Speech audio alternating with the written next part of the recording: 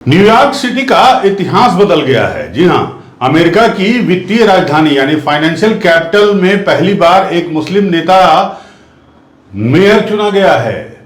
जी हां, इस मुस्लिम नेता की भारत से जुड़ी यादें, युवा सोच और जनता से सीधा जुड़ाव जोहरान ममदानी आज अमेरिकी राजनीति का नया चेहरा बन गए हैं।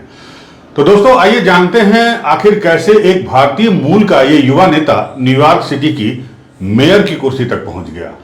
नमस्कार, मैं हूं अनूप श्रीवास्तव और आप देख रहे हैं मेरा चैनल। दोस्तों, न्यूयॉर्क सिटी मेयर चुनाव का नतीजा अब आपके सामने है, बिल्कुल साफ है। डेमोक्रेटिक उम्मीदवार जोहरान ममदानी ने पूर्व गवर्नर एंड्रयू कुमो और रिपब्लिकन उम्मीदवार कर्टिस स्लीवा को करारी मात दी है। और तीसरे दल के प्रत्याशी कुमो को उन्होंने न सिर्फ जून की प्राइमरी में हराया था, बल्कि अब मेन इलेक्शन यानी मुख्य चुनाव में भी उनसे आगे निकलकर इतिहास रच दिया है। आइए आपको बताते हैं कि वोटों का डिस्ट्रीब्यूशन कैसे हुआ। जोहरान ममदानी की बात करें, जो विजेता हैं, डेमोक्रेटिक पार्टी से हैं, इनको 10,36,051 वोट मिले और परसेंटेज रहा 50.4%। एंड्रयू कुमो जो इंडिपेंडेंट चुनाव लड़े थे, 8,54,995 वोट और वोटों का परसेंटेज रहा इनका 41.6%। कर्टिस स्लीवा रिपब्लिकन उम्मीदवार जो थी, 1,46,137 वोट पाके कुल का परसेंटेज उनका वोटों का रहा 7.1% और कुल वोट 20,55,921 के आसपास थे। तो यानी आप समझ सकते हैं कि इसमें ममदानी का प्रदर्शन कितना शानदार रहा है। ब्रुकलिन और ब्रॉन्क्स जो इलाके हैं, वहां तो उन्होंने 55% से ज्यादा वोट हासिल किए, जबकि मैनहट्टन जो मेन इलाका है और क्वींस में भी मुकाबला उनके पक्ष में गया। और ये रिजल्ट दिखाते हैं कि न्यूयॉर्क अब एक नई सोच के साथ आगे बढ़ने को तैयार है। दोस्तों, हम अपने तीनों चैनल यूपी न्यूज 9, उड़ान एक्सप्रेस और अनूप श्रीवास्तव पर आपके लिए सच्ची और निष्पक्ष खबरें लाते हैं और इस सिलसिले को आगे बढ़ाने के लिए हमें आपके आर्थिक सहयोग की जरूरत है। तो स्क्रीन पर दिख रहे QR कोड करके हमें आर्थिक मदद करें और हमारे हौसलों को मजबूत करें, क्योंकि आपका ये कदम हमें और मजबूती प्रदान करेगा। धन्यवाद।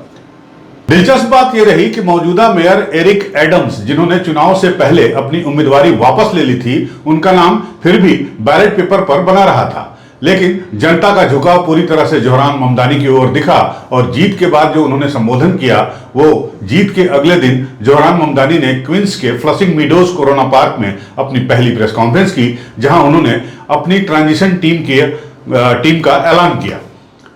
विशाल ग्लोब के सामने खड़े होकर उन्होंने कहा कि कल रात चुनाव अभियान की कविता खत्म हुई, अब शासन की गद्य रचना शुरू होगी।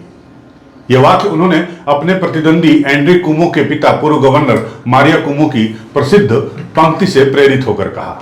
गौरतलब है कि अपने विजय भाषण में ममदानी ने भारत के पहले प्रधानमंत्री पंडित जवाहरलाल नेहरू के ट्रिस्ट विद द डेस्टिनी भाषण के अंश का भी उल्लेख किया। उन्होंने कहा कि इतिहास में कुछ ही क्षण ऐसे आते हैं जब हम पुराने से नए युग की ओर बढ़ते हैं, और आज रात हम एक ऐसे ही क्षण के साक्षी बने हैं जब एक पुराना सिस्टम खत्म हो रहा है और एक नया युग या सिस्टम शुरू हो रहा है। ममदानी ने इसे न्यूयॉर्क के राजनीतिक बदलाव का संकेत बताया और कहा कि इस शहर ने दिखा दिया है कि असंभव को भी संभव कैसे बनाया जा सकता है। गौरतलब है कि ममदानी पिछले 1 साल से संघर्ष कर रहे थे और जनता से जुड़ने की भरपूर कोशिश कर रहे थे। जाहिर है, जोहरान ममदानी की जीत अचानक नहीं आई है। लगभग 1 साल पहले जब उन्होंने अपना चुनाव प्रचार अभियान शुरू किया, तब उन्हें बेहद हल्के में लिया गया था, किसी ने उनकी नोटिस नहीं ली थी। 34 साल के इस नौजवान को उसके कम अनुभव की वजह से एक कमजोर उम्मीदवार माना जा रहा था, लेकिन उनका जनता से सीधा संवाद और ग्राउंड पर मौजूदगी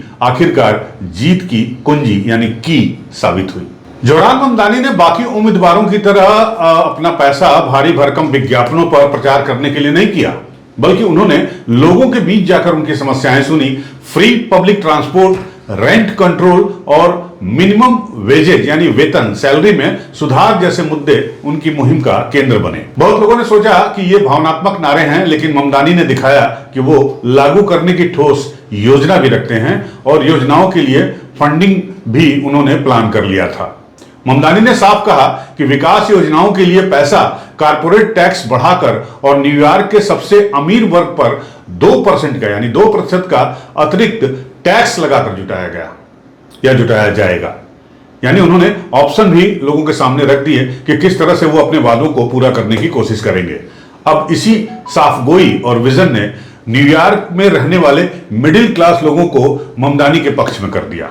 करीब 1 लाख वॉलंटियर के साथ खड़ी मुहिम और 20 लाख से ज्यादा वोट्स ने यह दिखा दिया कि जनता निश्चित रूप से बदलाव चाह रही थी। यह सिर्फ एक चुनाव नहीं, ममदानी की जीत सामाजिक प्रतीक भी बन गई है। अमेरिकी राजनीति में एक दौर चल रहा है जब प्रवासियों और मुसलमानों को लेकर बहस तेज है। ऐसे माहौल में पहली बार न्यूयॉर्क जैसे शहर का मेयर एक मुस्लिम नेता बन गया है। ये अमेरिकी समाज में बढ़ती विविधता, खुलेपन और स्वीकार्यता का संकेत भी है। अपने भाषण के अंत में ममदानी ने कहा कि यह जीत सिर्फ मेरी नहीं बल्कि हर उस व्यक्ति की है जिसने विश्वास खोने के बाद भी लोकतंत्र में अपना यकीन बनाए रखा। उन्होंने यह भी कहा कि न्यूयॉर्क अब पूरे अमेरिका को संदेश दे रहा है, परिवर्तन संभव है, नेतृत्व बदल सकता है और राजनीति मानवीय हो सकती है। जोहरान ममदानी अब अमेरिका के सबसे बड़े शहर के नेतृत्व कर रहे हैं और उनकी जीत इस बात का सबूत है कि नई सोच, पारदर्शिता और जनसंपर्क राजनीतिक अनुभव से कहीं ज्यादा ताकतवर हो सकती है। न्यूयॉर्क की जनता ने एक नई कहानी लिख दी है, जहां इमिग्रेंट बैकग्राउंड से आए एक युवा नेता ने स्थापित राजनेताओं को चुनौती देकर बदलाव की एक नई लहर खड़ी कर दी है। गौरतलब है कि ममदानी की जो माता है वो मीरा नायर भारतीय मूल की हैं, उनके पिता अफ्रीका मूल के हैं। और जोहरार ममदानी की यह जीत सिर्फ न्यूयॉर्क की नहीं बल्कि उस सोच की जीत है जो कहती है कि राजनीति का चेहरा बदला जा सकता है। और जवाहरलाल नेहरू के शब्दों में कहें तो एक नया युग आरंभ हुआ है और अब देखना होगा कि ममदानी अपने कविता जैसे अभियान को सुंदर शासन की गद्य में कैसे बदलते हैं। तो दोस्तों, इस वीडियो में बस इतना ही। मिलते हैं आपसे अगले वीडियो में। अगर आपको ये वीडियो पसंद आया हो तो हमारे इस वीडियो को लाइक और शेयर करिए और हमारे चैनल को सब्सक्राइब जरूर करिए। मिलते हैं आपसे अगले वीडियो में, तब तक के लिए नमस्कार, जय हिंद।